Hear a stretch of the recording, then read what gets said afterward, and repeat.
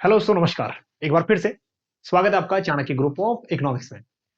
दोस्तों, आने वाले कुछ वीडियोस में हम लोग डिस्कस करेंगे यूजीसी नेट जून 2023 के एग्जामिनेशन को डिटेल में एनालिसिस करेंगे। हर बार हम लोग क्या करते हैं, जब भी यूजीसी नेट का एग्जाम होता है उसके बाद डिटेल में एनालिसिस करते हैं, ताकि जो नेक्स्ट एग्जाम है, अभी जो नेक्स्ट एग्जाम है वो दिसंबर में होने वाला है, तो नेक्स्ट एग्जाम की हमें जो एक भूमिका है ना, या फिर जो हमें एक प्री फेस है, हमें पहले ही दिख जाएगा कि इस टाइप के क्वेश्चन यहाँ से आने हैं। इस बार का जो क्वेश्चन पेपर है थोड़ा सा टिपिकल क्वेश्चन पेपर है, स्पेशली अगर हम बात करें इंडियन इकोनॉमी की। 1 to 100 क्वेश्चन डिटेल में हम डिस्कस करेंगे।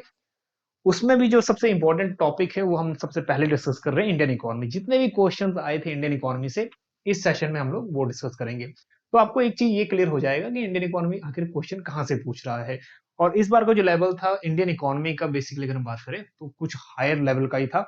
बहुत सारे क्वेश्चंस हमें गूगल सर्च करने से भी नहीं मिले, तो एग्जामिनर या फिर जो एग्जाम देने गए थे वहां स्टूडेंट्स, उनको क्या ही मिलते, है ना। तो इतना लेवल भी हाई ना रखे यूजीसी की स्टूडेंट के लिए काफी मुश्किल हो जाए। चलिए, 1 to 18 क्वेश्चन हम डिस्कस करेंगे। ये 18 वो क्वेश्चन है जो यूजीसी नेट इकोनॉमिक्स में, स्पेशली इंडियन इकोनॉमी से आए हुए हैं। चलिए, क्वेश्चन नंबर 1 की तरफ चलते हैं। और क्वेश्चन नंबर 1 तो खैर बुक था, जिसने बुक का नाम पढ़ा था और बुक का राइटर का नाम पता था, उसने डायरेक्टली आंसर दे दिया होगा, है ना। सिंपल है, व्हाई नेशंस फेल्स। तो क्वेश्चन उस बच्चे का बिल्कुल डायरेक्ट ठीक होगा जिसने थोड़ा सा पढ़ा हुआ था। अगर नहीं पढ़ा हुआ था तो यहाँ तुक्का मारने से भी किसी का ठीक हुआ होगा, है ना। So why nation fail, the origin of power, prosperity and poverty has been written by. तो डायरेक्ट क्वेश्चन था, फैक्चुअल था, ज्यादा इसमें मेहनत नहीं करनी थी। जो राइट आंसर है इसका Daron Acemoglu and James A Robinson, इसके राइटर हैं। 2012 में ये बुक पब्लिश हुई थी। खैर, ये तो फैक्चुअल बेस्ड क्वेश्चन था और इसमें ज्यादा आपको मेहनत करने की जरूरत नहीं थी। चलिए, नेक्स्ट क्वेश्चन चलते हैं, क्वेश्चन नंबर सेकंड की तरफ। अब यहां से क्वेश्चंस वो आने शुरू होते हैं जो ascending order, descending order, chronology.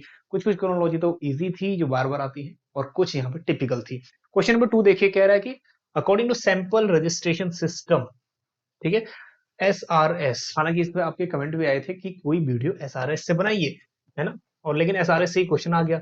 Sample registration system, which of the following Indian state has highest level of time risk during 18 to 20। हालांकि जो बिहार स्टेट है ना, ये बीमारू जो स्टेट्स हैं उसमें से काफी टॉप पे आता है। तो कहने वाली बात ये है, जो बिहार है ये आंसर इसका हो सकता है। बहुत सारे डायरेक्ट आंसर अब बिहार करके भी आए होंगे, लेकिन यहाँ पे जो लाइफ टाइम हायर रिस्क है, इस कैटेगरी में जो हाईएस्ट रैंक है वो है हमारा एमपी का, ठीक है। और ज्यादा भी डिफरेंस नहीं है, थोड़ा थोड़ा डिफरेंस। अगर हम एसआरएस की एक रिपोर्ट देखें और इसमें एमपी सबसे टॉप पे है। देखो, ये एसआरएस की रिपोर्ट है, इसमें ये देखिए लाइफ टाइम रिस्क।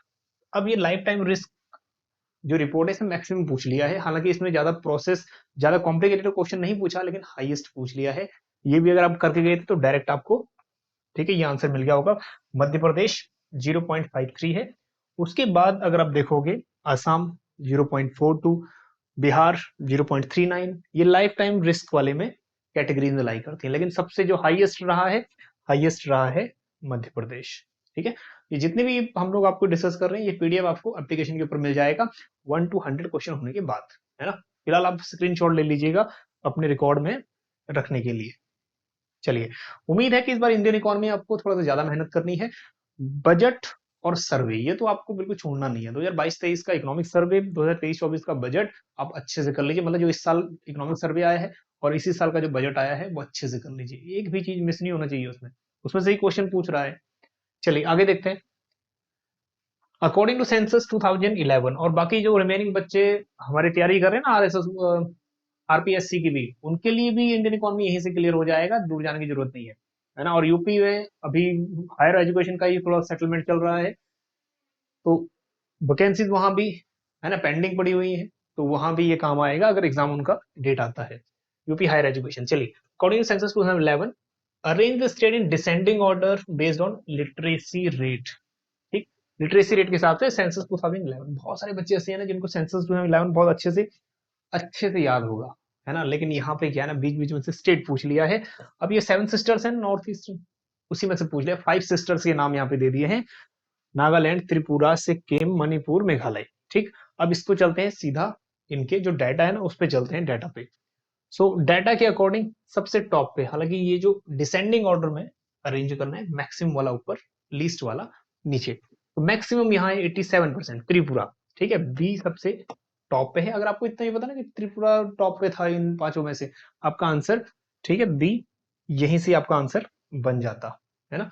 नेक्स्ट देखिए, आगे आपका 87, उसके बाद सिक्किम 81, देन 79 नागालैंड, देन उसके बाद 76 Manipur, and then Meghalaya 74.43, that is BCAD, ठीक है, ये वाला करेक्ट है।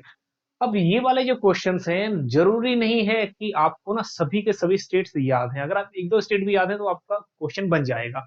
और ये तो प्रैक्टिकल भी नहीं है कि सभी के सभी आपको ओनली इतना याद है। आपको ये याद हो सकता है कि इसके नियर अबाउट ये है, इसके नियर अबाउट है ये, इससे ये वाला स्टेट बेटर है, इससे ये वाला स्टेट बेटर नहीं है। लेकिन इतना डाटा याद रखना बहुत अपने आप में ही कॉम्प्लिकेटेड चीज है। जो होते हैं ना गॉड गिफ्टेड, सिर्फ वही कर पाते हैं इतना ज्यादा डाटा अपने माइंड में याद। आप रैंक जरूर कर लेना कि लिटरेसी रेट में ये थोड़ा सा ऊपर है, ये थोड़ा सा नीचे है, क्योंकि ज्यादातर क्या पूछता है, क्रोनोलॉजी पूछता है। चलिए आगे देखते हैं। चलिए, तो ये डाटा दिया हुआ है, इसका स्क्रीनशॉट ले लीजिए। अभी पीडीएफ आपको एप्लीकेशन में मिल जाएगा 100 क्वेश्चन होने के बाद, ठीक है। हालांकि लिटरेसी रेट है, जनरल डाटा है, आपको कहीं भी मिल जाएगा। लिटरेसी रेट 2011 जो सेंसस है। नेक्स्ट क्वेश्चन की तरफ चलते हैं, क्वेश्चन नंबर 4।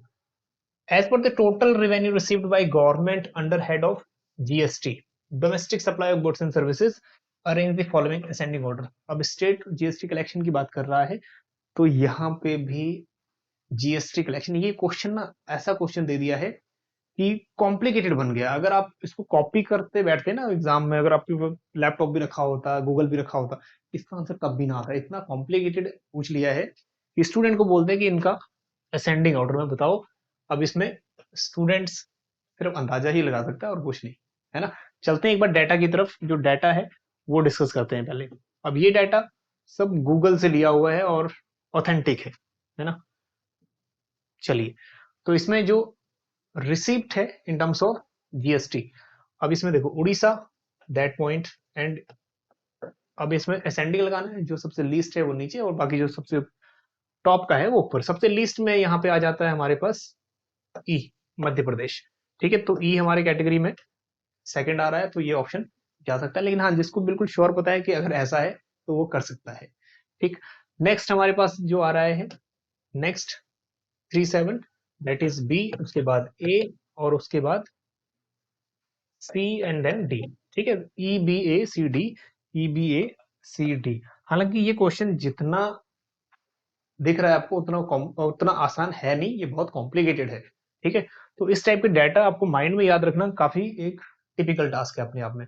तो अभी तो क्या है ना, इंडियन इकोनॉमी सबसे ज्यादा डायनेमिक सब्जेक्ट बन गया है। एक ऐसा सब्जेक्ट कहीं भी किधर से भी क्वेश्चन पूछ लेगा, कितना डाटा करोगे, है ना। चलिए, तो इसका स्क्रीनशॉट ले लीजिए। जीएसटी रेवेन्यू है ड्यूरिंग 21-22, ठीक है। आपने ये वाला डाटा करना है जो पूछा है ना क्वेश्चन, वो दिसंबर 2022 में से पूछा हुआ है, मतलब 2021-22 का। चलिए आगे चलते हैं क्वेश्चन नंबर 5 की तरफ। अगेन क्वेश्चन नंबर 5 भी डाटा बेस्ड, पूरा डाटा बेस्ड ही ये खेल रहा है यूजीसी। अब देखो data based, again list 1 list 2, food grain production में सेटअप करना है अकॉर्डिंग टू 21-22,000 टन में।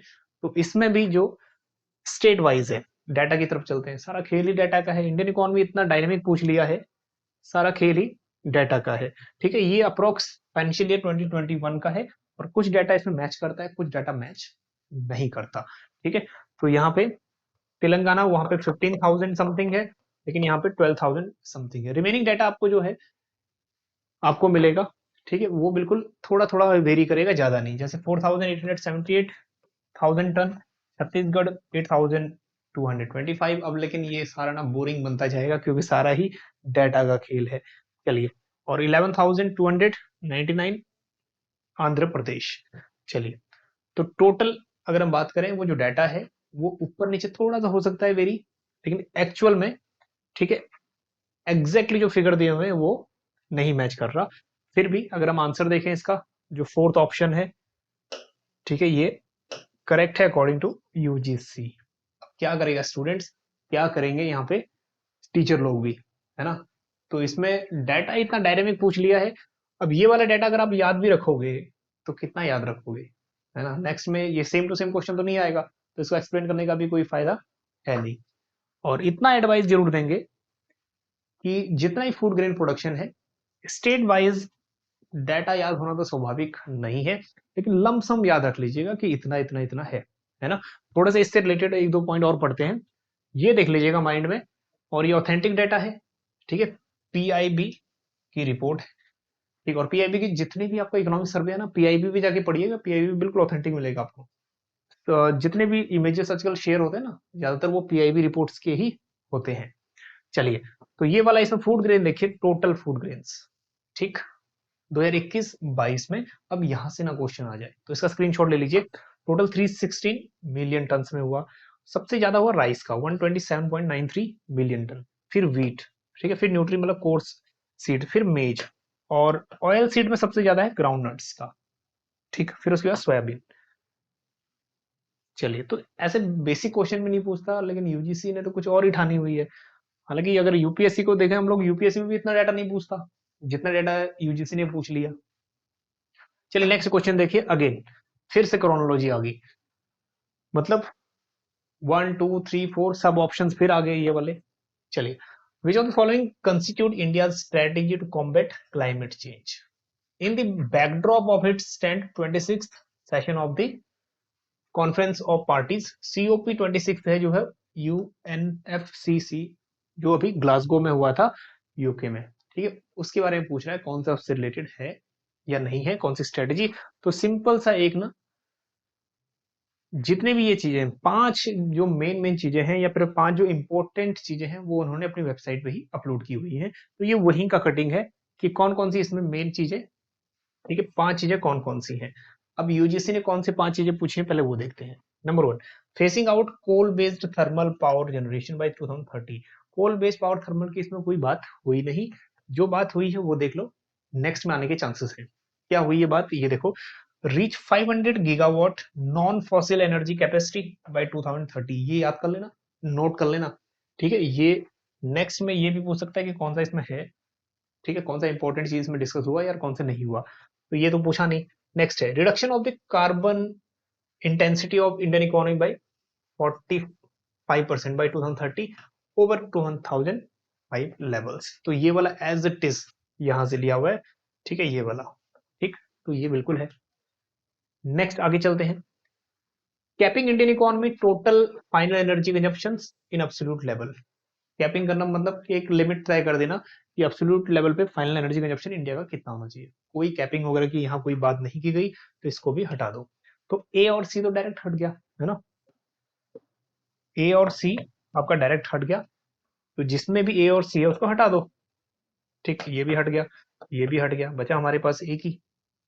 नेक्स्ट आगे चलते हैं, achieving the target of net zero emission by 2070। इसमें इंडिविजुअल क्वेश्चन भी पूछ सकता है कि किस ईयर तक जीरो एमिशन का टारगेट दिया हुआ है, तो 2070 तक, इस बात को भी ध्यान में रख लेना।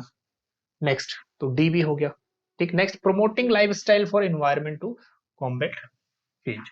अब इसमें ये दिया तो नहीं है, लेकिन अगर ऑप्शन में ही आपको और कोई नहीं मिल रहा तो सीधा करिए, ठीक है, प्रमोट लाइफस्टाइल को प्रमोट कर रहा है टू कॉम्बैट, ठीक है, जो क्लाइमेट चेंजेस हो रहे हैं इनको सॉल्व करने के लिए। So B option, that is third option जो है करेक्ट है, बी डी ई।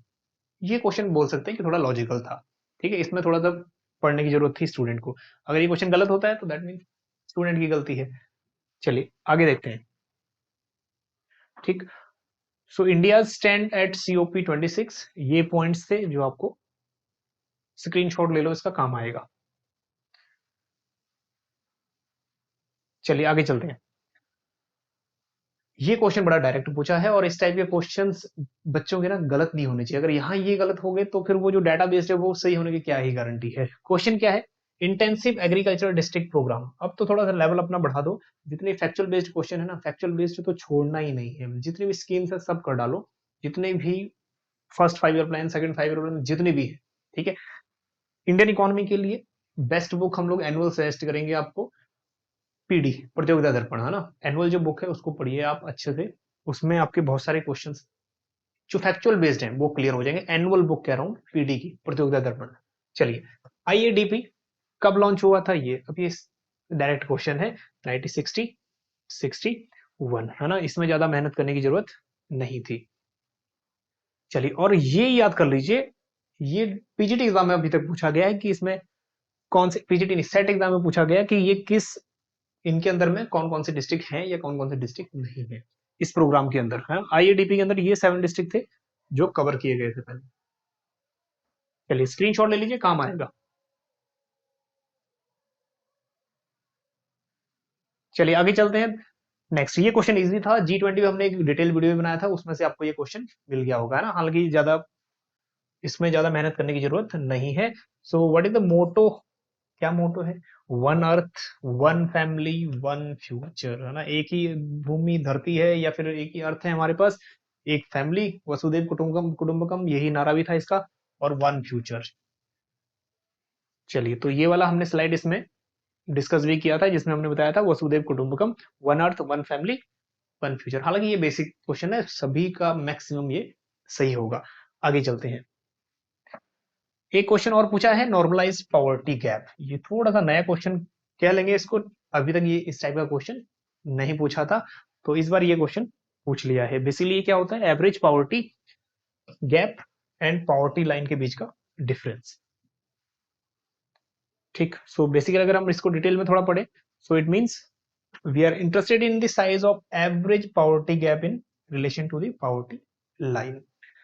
जितना भी एवरेज पॉवर्टी गैप है और पॉवर्टी लाइन है उसके बीच का डिफरेंस, या उसके एक रेशो कह लो, ये एक और मेजर हम कर सकते हैं, इसको लाई कर सकता है 0 से 1 के बीच में। अब ये क्वेश्चन नहीं बनता है कहीं ना कहीं पूछ ना ले कि वैल्यू इसकी या मेजरमेंट कहां से कहां वेरी करता है, 0 to 1। Now next question, question number 10। अब जो क्वेश्चन नंबर 10 है ये भी बिल्कुल डायरेक्ट क्वेश्चन है। इस टाइप के क्वेश्चन बिल्कुल गलत नहीं होने चाहिए, क्योंकि ये पॉपुलेशन स्टेजेस वाला है, पॉपुलेशन की फेसेस हो गए, डेमोग्राफिक ट्रांजिशन हो गया, इस टाइप के क्वेश्चन गलत नहीं होने चाहिए, क्योंकि ये क्वेश्चन बार बार आते रहते हैं। पीजीटी लेवल में भी बहुत सारे क्वेश्चन आते हैं ऐसे। अब इसमें देखो ये क्वेश्चन कैसे आपको, ठीक है, इजी क्वेश्चन है, ज्यादा कुछ नहीं है। अगर आपको एक दो ही मैच होते हैं तो मैच आपका क्वेश्चन बन जाएगा। एक एक क्वेश्चन की वैल्यू होती है एग्जाम में। अब देखो 4 फेसेस हैं। नंबर 1 फेज शुरू हो जाता है 1891 से, 30 ईयर का एक फेज होता है 1921 तक। यहाँ पे पॉपुलेशन थोड़ा सा स्टेगनेंट थी, थोड़ा सा कम थी, तो पॉपुलेशन ग्रोथ इसको हम बोलते हैं स्टेगनेंट ग्रोथ, ग्रोथ 0.19% की। नेक्स्ट आ जाता है हमारे पास 1921 टू 1951 स्टेज।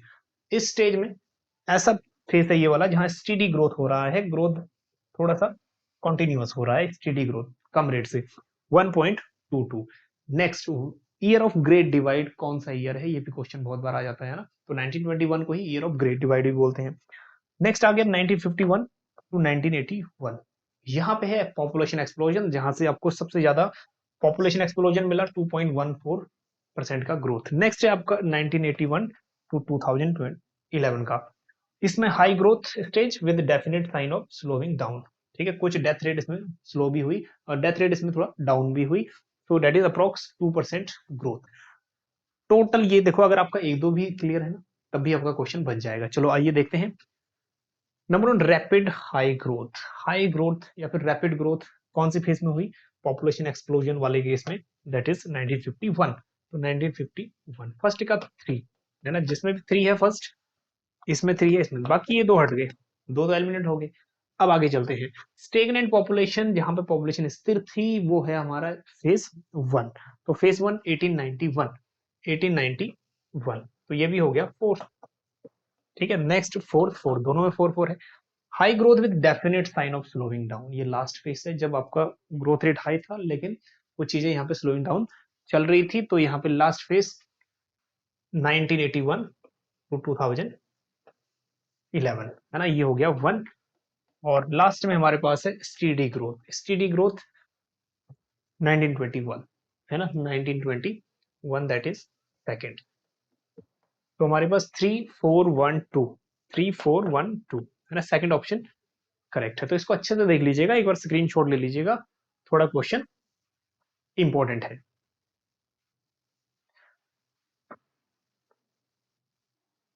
चलिए आगे चलते हैं। Again question ascending order, descending order, chronology, ये इस टाइप के क्वेश्चन बहुत पूछे हैं इस बार।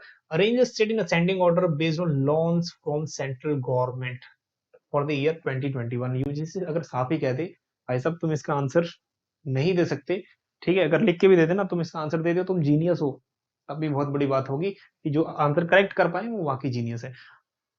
2021 का डाटा पूछ रहा है, क्या पूछ रहा है कि कितना लोन, ठीक है, सेंटर प्रोवाइड किया स्टेट्स को, वो भी असेंडिंग ऑर्डर में लगाओ। तो भाई साहब ये जितना भी अगर हम प्रैक्टिकल बात करें, पढ़ लो जितना भी पढ़ लो, 2020 अभी 2023 चल रहा है, तो 3 साल पुराना डाटा पूछ रहा है और वो भी असेंडिंग ऑर्डर में। इसको पता होगा किसने किया होगा, प्रैक्टिकल है क्वेश्चन ये।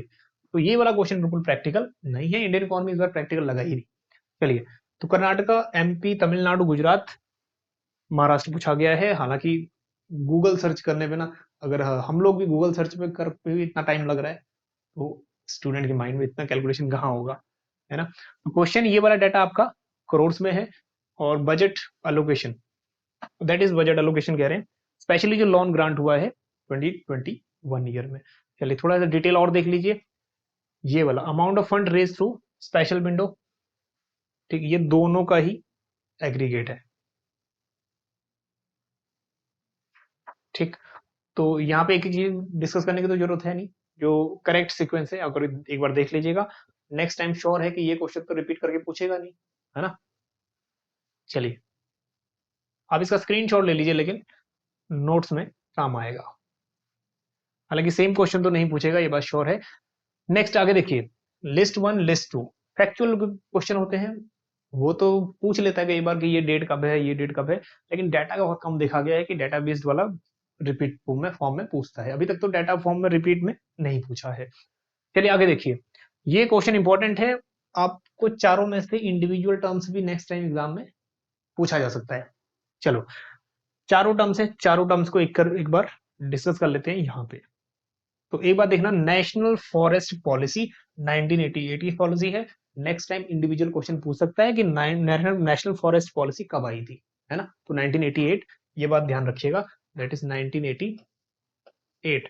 नेक्स्ट, मरीन फिशिंग पॉलिसी 2004, ये बात भी ध्यान रखिएगा, that is 2004। Next, new mineral policy 1994, तो दैट इज 1994।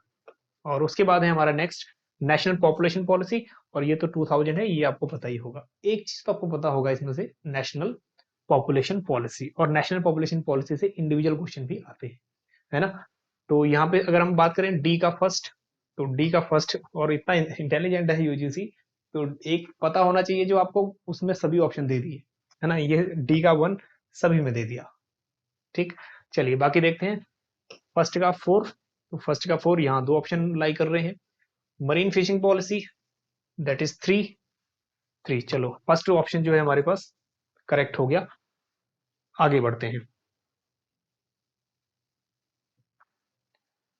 चलिए नेक्स्ट क्वेश्चन भी फैक्चुअल बेस्ड था और बहुत प्यारा सा क्वेश्चन था। इस टाइप का क्वेश्चन भी आपको बजट से ही मिलेगा, इकोनॉमिक सर्वे से मिलेगा, तो इस टाइप का क्वेश्चन मिस मत करिएगा। बजट का ये क्वेश्चन है, allocation for budget for ministry of agriculture and farmers welfare, ठीक है। और ये करंट बिल्कुल 2023-24 का डाटा, जो भी आपने याद किया होगा, कितना अलोकेट किया गया है, ठीक है, ministry of agriculture farmers welfare के लिए 1.25 लाख करोड़ का बजट पब्लिश किया गया, मतलब अलोकेट किया गया। चलिए उसमें भी जो एक इंपॉर्टेंट चीज है, ये सीखने वाली है, टोटल अलोकेट कितना, 1.25 लाख। अब नेक्स्ट जो चीज है, this includes allocation for agriculture education and research, so an amount of R 60,000 crore, ये इंपॉर्टेंट है, 60,000 करोड़ फॉर प्रधानमंत्री किसान समृद्धि, दैट इज सम्मान निधि। तो प्रधानमंत्री किसान सम्मान निधि में भी 60,000 करोड़ का अलोकेशन हुआ है, इसको भी कर लेना, ठीक है, कई बार पूछ लेता है इंडिविजुअल। अब नेक्स्ट जो दिसंबर में होने वाला है एग्जाम, डेफिनेटली मान के ये चलो कि क्वेश्चन वो इसी बजट से पूछेगा, है ना, उसकी कोई नया बजट तो लाएगा नहीं। चलिए क्वेश्चन 14 देखते हैं, based on NITI Aayog estimates poverty for year 2011-12, this state above 30% rural poverty, 30% से रूरल पॉवर्टी अबव, है ना। 2011-12 कह रहे हैं, नीति आयोग तो तब बना नहीं था, फिर 11-12 की हमें तेंदुलकर कमेटी की रिपोर्ट देख लीजिए, उसमें आपको बिल्कुल आंसर मिल जाएगा। कह रहे हैं कि कौन कौन से स्टेट ऐसे हैं जिसमें 30% से ऊपर रूरल पॉवर्टी है। अगेन क्वेश्चन बड़ा ट्विस्ट होके दिया, टोटल पॉवर्टी नहीं, रूरल पॉवर्टी। चलिए देखते हैं रूरल पॉवर्टी किसमें 30% से अबव है। यहां देखिए बिहार परसेंटेज ऑफ पर्सन है और रूरल में, तो यहां देखिए बिहार में 34, ये क्वेश्चन कल ठीक हो गया क्योंकि बिहार है 30% अबव। मणिपुर, मणिपुर भी 38.8 हो गया, अबव है। नेक्स्ट नागालैंड 19%, अबव नहीं है। सिक्किम 9% ओनली 9.85, उत्तर प्रदेश 30.4। अब कौन कौन से हैं? यूपी अबव है 30% से, मणिपुर एंड बिहार, यूपी मणिपुर बिहार, ठीक। So UP Manipur Bihar, A B D, so A B D, so option fourth correct. हालांकि ये क्वेश्चन भी थोड़ा सा आपको प्रैक्टिकल की जरूरत थी, मतलब एक माइंड में कैलकुलेशन तो आपको करनी पड़ेगी ना। अगर आपने इतना डाटा याद किया है तो सोचना तो एक बार पड़ेगा। क्वेश्चन यहाँ बोल सकते हैं डिफिकल्टी कैटेगरी में आएगा ये वाला। चलिए नेक्स्ट क्वेश्चन, लास्ट टाइम भी इस टाइप का क्वेश्चन आया था और इस बार भी इस टाइप का क्वेश्चन पूछ लिया है। बॉम्बे स्टॉक एक्सचेंज से पहले क्वेश्चन कम आते थे, इस बार यूजीसी को पता नहीं कहाँ कहाँ से क्वेश्चन मिल रहे हैं, तो ये क्वेश्चन भी क्रोनोलॉजी उसने सेट कर दी, ठीक। सो ये जो क्रोनोलॉजी है ये लास्ट टाइम आया था, BSc introduce screen based trading, किस ईयर में किया था, है ना। इस बार फिर पूछ लिया। चलो ईयर देख लो, फिर क्रोनोलॉजी सेट हो जाएगी। स्क्रीनशॉट ले लेना, ये लास्ट नेक्स्ट एग्जाम में पूछ सकता है ये क्वेश्चन। चलो BSC introduce screen based trading 1995, ठीक है। उसके बाद foreign institutional investors permitted to invest 1993। आपने देखा होगा full convertibility of rupees, partial convertibility of rupees, है ना, वो लम्स वाली जो कंडीशन है यहाँ पे। Next NSE commenced operation in wholesale depth marketing June 30 1994। ये भी नहीं है कि अलग अलग ईयर पूछे, सेम ईयर से भी क्वेश्चन पूछ लिए। बताओ मार्च 1994 और जून 1994।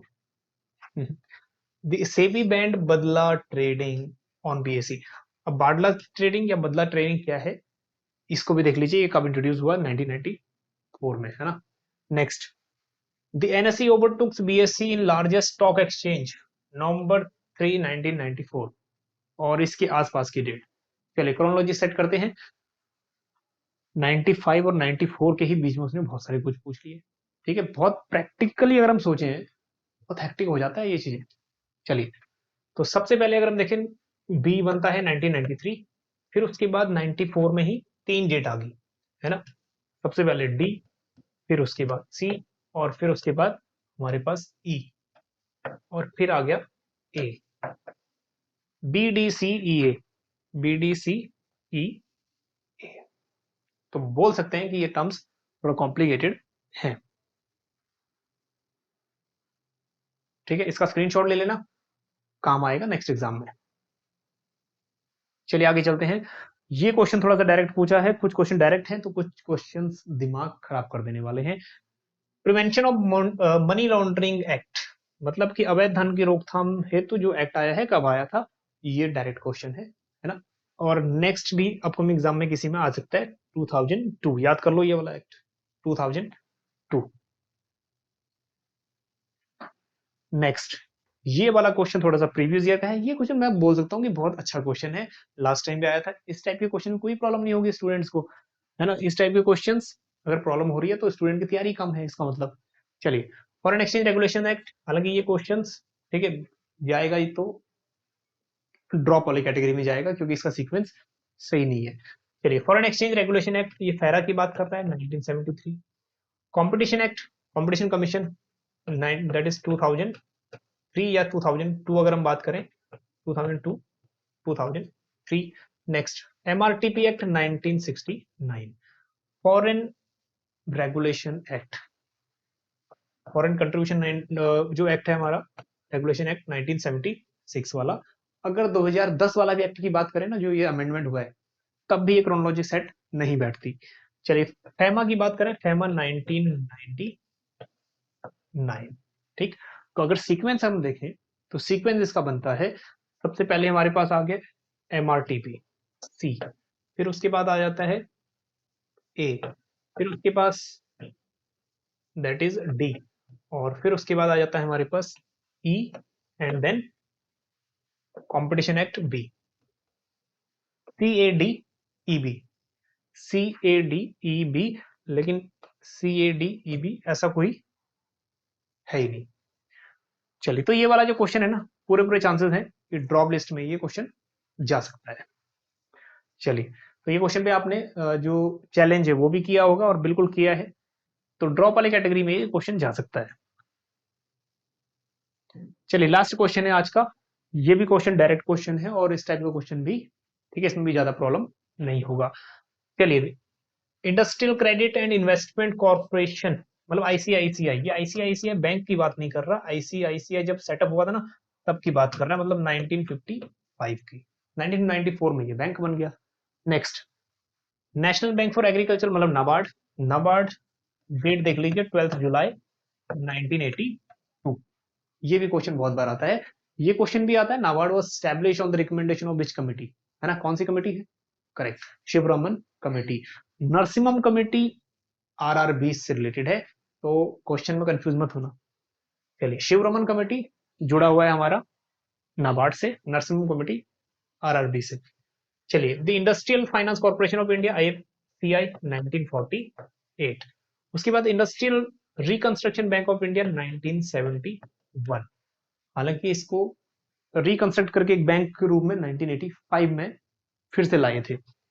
एक्सपोर्ट इंपोर्ट बैंक, ये आ गया मार्च 1982, इसकी डेट और नाबार्ड की डेट सेम है, बस मंथ का याद रख लेना। आइए क्रोनोलॉजी सेट करते हैं, तो क्रोनोलॉजी पहले देख लीजिए, हमें असेंडिंग में या डिसेंडिंग में क्या करना है, एस्टेब्लिशमेंट डेट से स्टार्ट करना है। सबसे पहले स्टार्ट हुआ था एस्टेब्लिशमेंट सी का, आईएफसीआई। नेक्स्ट जो एस्टेब्लिशमेंट डेट है ए, आईसीआईसीआई।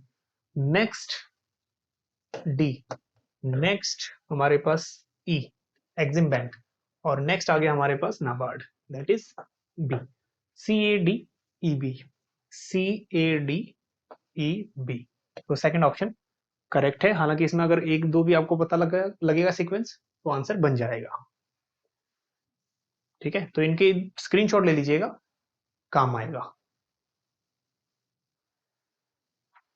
चलिए, थोड़ा सा कंफ्यूजिंग था आज का सेशन, क्योंकि डाटा बेस्ड था, और डाटा बेस्ड क्वेश्चन ना, अब कहाँ से डाटा आप कलेक्ट करते रहोगे और कितना डाटा याद रखोगे। तो इंडियन इकोनॉमी जो फैक्चुअल है उसको थोड़ा सा ज्यादा पढ़िए, डाटा में तो उलझने की ज्यादा ना जरूरत ज्यादा नहीं है। वैसे आप कितना डाटा याद करोगे कितना नहीं, बेसिक बेसिक जो डाटा है वो याद रखिए, इसके चक्कर में आपके अदर सब्जेक्ट भी हैं वो हैम्पर ना हो जाए। चलिए, बाकी जो फैक्चुअल बेस्ड है उसको आप अच्छे से करिए, उसको छोड़िए मत, जितनी भी सीक्वेंस है, क्रोनोलॉजी है, वो तो आप अच्छे से करिए। चलिए, आज के सेशन में इतना ही। जानते हैं कुछ बातें थोड़ा सा बोरिंग थी, क्योंकि थोड़ा फैक्चुअल बेस्ड, थोड़ा डाटा बेस्ड ज्यादा था। अब नेक्स्ट में हम लोग डिस्कस करेंगे माइक्रो इकोनॉमिक्स। माइक्रो इकोनॉमिक्स से एक्सपेक्टेड क्वेश्चन, जितने भी एक्सपेक्टेड क्या, जितने भी क्वेश्चन आए थे उसको डिस्कस करेंगे। चलिए, बने रहिएगा चाणक्य ग्रुप ऑफ इकोनॉमिक्स के साथ, मिलते हैं आपको नेक्स्ट सेशन में। Thank you so much.